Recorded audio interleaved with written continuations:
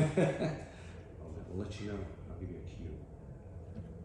Hey, welcome to the 13th floor. I'm Marty, Duda. Today we have with us Lucy Munro, straight from Christchurch. How you doing? I'm good. Thank you for having me. It's honestly exciting to be here. Well, it's nice to have you here because you were here a few days earlier. Yep, for doing your show here, which was kind of an unexpected treat for us.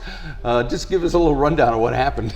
So I was meant to be performing at the Underground venue on K Road, and at 11 a.m. I got an email that said that due to Matariki, all of the arcade would be closed and the gig was cancelled. Right. So Marty was meant to be reviewing my gig, so I bring him at around, just after 11:30. I'm like, sorry Marty, but there's no gig to come to.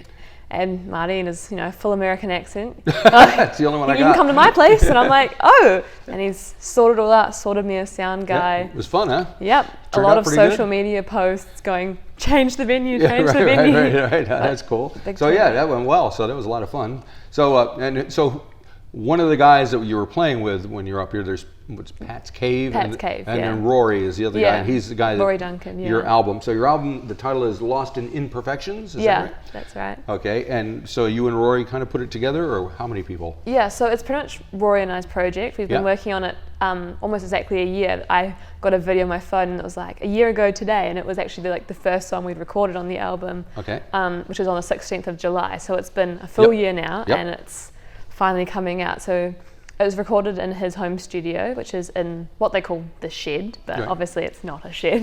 Is that here in Auckland? It's in Muriwai, so just Muriwai, okay. Yeah. All right. Yeah, so it's an amazing space that him and his father and his grandfather built, and it's got a fully vocal treated booth. It has some good technology. Borrowed some things, borrowed lots of people's time and their resources. So it's definitely been a community effort, but Rory and I have worked pretty much quite closely on the album as like a combined project, even though I am the face of it. Right. Yeah. And were you working remotely from Christchurch, or were you coming up here?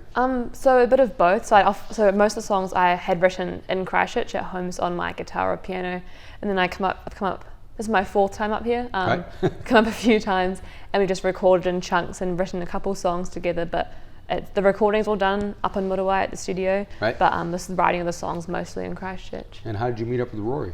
I actually met online through social media. Oh, so it is a good thing. It is, yeah. My parents were very, I was surprised when I said, hey Mum, can I go stay in Auckland with a stranger I met on the internet? Yeah, why not? What could go wrong? No, we had talked for a while and video called, so he was real, and my parents talked, and they came up with me the first time to make sure everything would be all good, and after that they realised there'd be no problems. Right. So you're living with your parents now? Yes, I currently live with my parents in Christchurch. Right. So, and are your parents musical?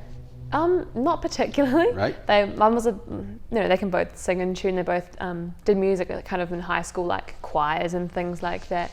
But they're always like, I don't know how you can write those songs and things. Right. So how can you write those songs? What got you to think that you could?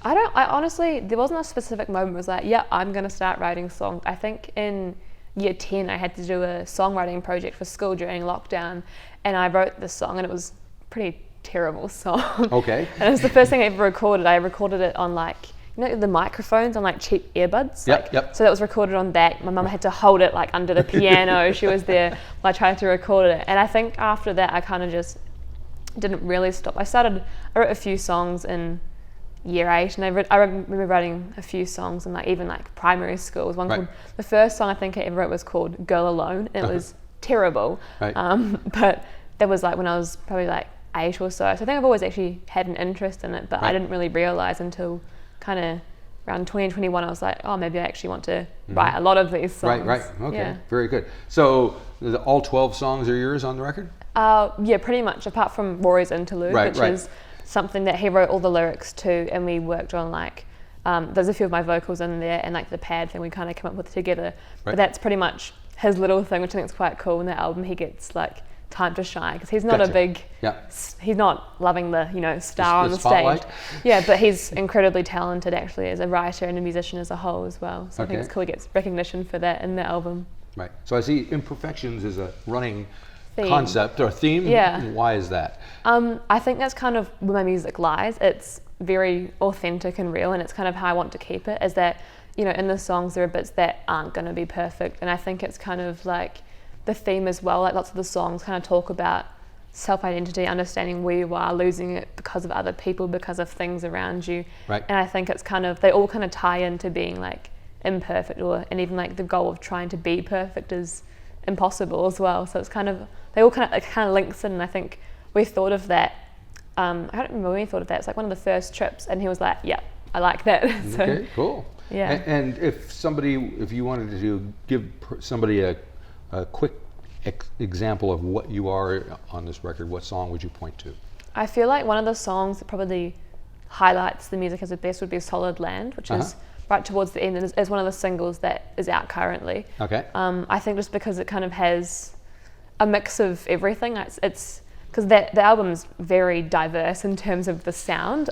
Yep. It goes from kind of almost like jazzy, rocky to very slow ballads, and so I think Solid Land's kind of somewhere in the middle. It's got a bit of everything, and it's got the lyrics are very me. I think is kind of a style in a lot of my lyrics and writing as well. And it's followed. The last song is called "Wine Stained Wedding Dress." Yeah. I assume you haven't been married yet, so no, you I haven't haven't gone been through that process. But what inspired that? So that song's actually about someone. So yes. It's me writing through their perspective on like our like connection relationship.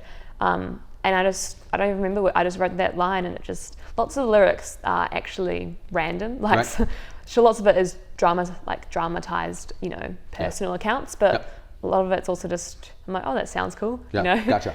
Yeah. Okay, so the record's coming out on 28th of July. Yeah. You got another show happening? Yeah, so in Christchurch, I'm playing on the 6th of August at a Rolling Stone, which is in central Christchurch. And it's an all-ages show, which I'm excited about because they're very rare in Christchurch. Oh, really? Okay. Yeah. And are you going to have a different set of musicians with you than you had up here? Yeah, so I'm playing with, the band who's like supporting me playing my songs is a band called The Afterglows. Right. And I'm being opened or supported by a local band called An Octave Below, and they're also they're using that show as their single release as well. So that'll be pretty exciting. They're quite talented. All right. Well, now that we got you up here, we're going to have you to do a song, right? Yeah. What one are you going to perform for us? I'm playing the song "Look at Me." That's a song. The title is a little bit misleading. I find people often like start making jokes like, "Oh, look at me," Yeah. But it's very not like that. I think it's a song that I wrote. It was strange when I wrote that song. I didn't think I was affected by kind of that theme that's brought up in the song. Right. But when I started writing, I was like, oh, this writes really easily. I think lots of my friends and lots of young women would like really kind of feel this song. Right.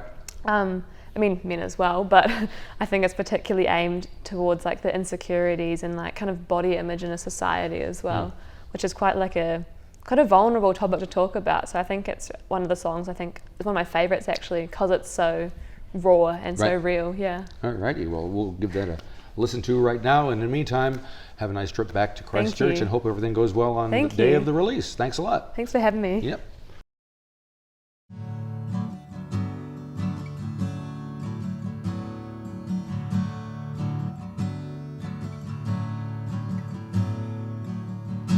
Wake up, no kiss on the head, clothes on the floor where you left them, you're lying in the bed I've made. Don't bother to ask how I slept, avert your eyes for just a second, to grab your keys so you can leave, 'cause you got everything you came for. Take me to coffee, don't call it a date.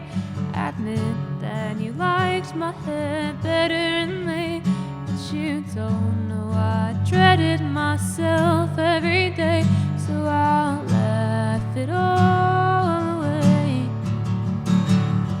Tell me I'm pretty, but stare at my hips. Does my pure youthful body mean more than my lips that utter the words you didn't hear as a kid? And I hate that you only look at me that way.